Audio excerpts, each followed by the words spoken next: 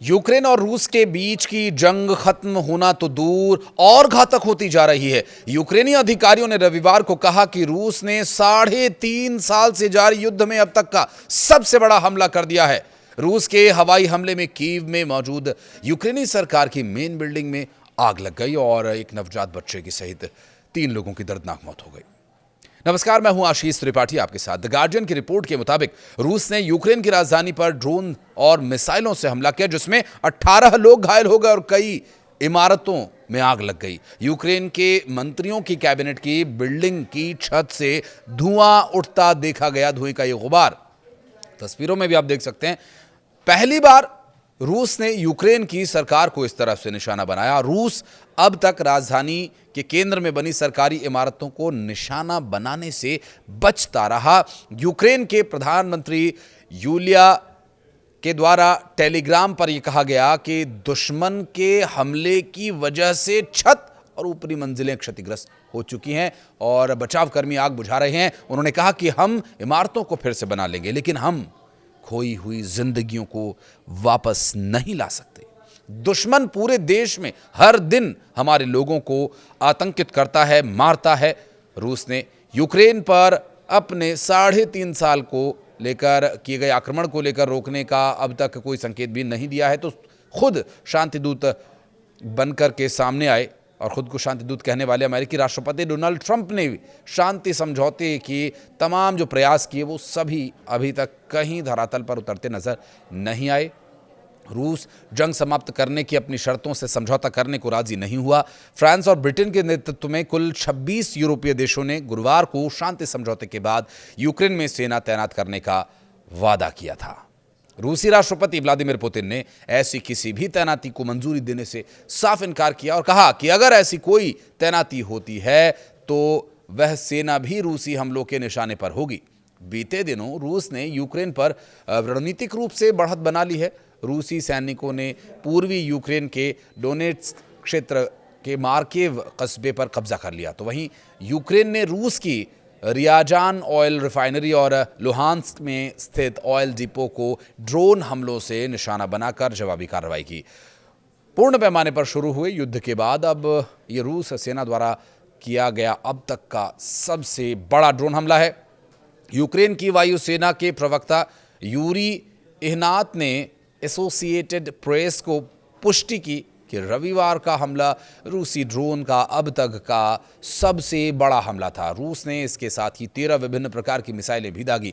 वायुसेना के एक बयान के अनुसार यूक्रेन ने 747 ड्रोन और 4 मिसाइलों को मार गिराया था, निष्क्रिय कर दिया था। यूक्रेन भर में 37 स्थानों पर 9 मिसाइली हमले और 56 ड्रोन्स के हमले हुए। गिराए गए ड्रोन और मिसाइलों का मलबा 8 स्थानों पर गिरा। हमला इतना अधिक भयानक था कि गगनचुंबी इमारतें भी ढह गईं। कई इमारतों से आग की ऊंची लपटें उठी और काला धुआं उठते हुए देखा गया। यूक्रेनी अधिकारियों ने रविवार को बताया कि मृतकों में 1 साल का मासूम बच्चा भी शामिल है, जिसे मलबे से निकाला गया। कीव नगर प्रशासन के प्रमुख तैमूर तकाचेंको ने यह बताया कि राहत और बचाव कार्य के दौरान बच्चा मृत अवस्था में मिला था, जिससे घटना की त्रासदी और भी बढ़ गई। यूक्रेनी वायुसेना ने दावा किया कि उन्होंने कुछ रूसी ड्रोन्स को मार गिराया, लेकिन सभी हमलों को रोक पाना संभव नहीं था। यह हमला ऐसे समय में हुआ जब कीव में अपेक्षाकृत शांत माहौल बना हुआ था, जिससे नागरिकों को अब फिर से डर और असुरक्षा का सामना करना पड़ रहा है। इस घटना की अंतर्राष्ट्रीय स्तर पर निंदा हो रही है और इसे नागरिकों पर लक्षित हिंसा करार दिया जा रहा है। यूक्रेनी सरकार ने इसे युद्ध अपराध की श्रेणी में रखते हुए रूस के खिलाफ कड़ी कार्रवाई किए जाने की मांग की। इसके साथ ही अमेरिकी राष्ट्रपति ने शुक्रवार को अपने चुनावी वादों में से एक को पूरा न कर पाने की बात को भी स्वीकार किया, जिससे उन्हें व्हाइट हाउस के सेकेंड टर्म को जीतने में मदद मिली। उन्होंने रूस और यूक्रेन के बीच चल रहे संघर्ष को रोकने में अपनी विफलता को स्वीकार किया और इसे अपने प्रशासन के दौरान संभवतः सबसे कठिन संघर्ष बताया।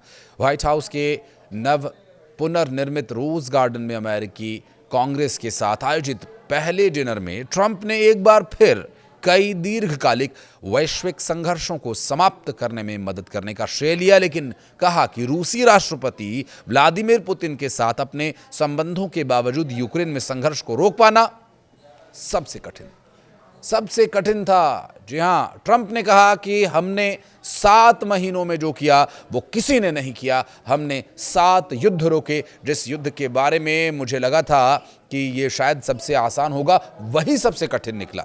रूस और यूक्रेन के मुद्दे पर मुझे लगा था कि राष्ट्रपति पुतिन के साथ संबंधों के कारण वो सबसे आसान होगा, लेकिन इससे कोई फर्क नहीं पड़ा और शायद ये सबसे कठिन ही साबित हुआ। राष्ट्रपति पद के लिए अपने अभियान के दौरान ट्रंप ने कई दावे किए थे।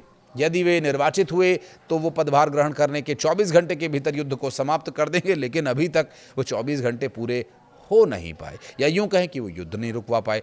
किसी महत्वपूर्ण सफलता का कोई संकेत यहां नहीं मिल रहा है। अमेरिकी राष्ट्रपति का नवीनतम प्रयास अगस्त में ऐतिहासिक अलास्का शिखर सम्मेलन के दौरान देखने को मिला। हालांकि दोनों पक्षों के बीच कोई औपचारिक समझौता नहीं हुआ, जबकि ट्रंप ने इसे बेहद उपयोगी बैठक बताया था। और हाल ही में अमेरिकी राष्ट्रपति ने सोशल मीडिया पर कई टिप्पणियां की थीं, जिसमें उन्होंने कहा कि अमेरिका ने रूस और भारत को सबसे गहरे, सबसे अंधकारमय चीन के हाथों खो दिया।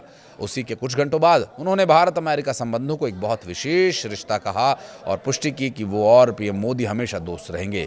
लेकिन ये विषय रूस और यूक्रेन के युद्ध को लेकर क्या कोई बदलाव ला पाया, क्योंकि युद्ध तो अभी भी जारी है। कभी यूक्रेन रूस पर हमला कर रहा है, तो हाल का रूस का हमला काफ़ी खतरनाक है और जियोपॉलिटिकल लेवल पर इसकी निंदा भी की जा रही है। आप क्या कहेंगे? कुछ कहना चाहें तो कमेंट सेक्शन में ज़रूर बताइएगा। धन्यवाद।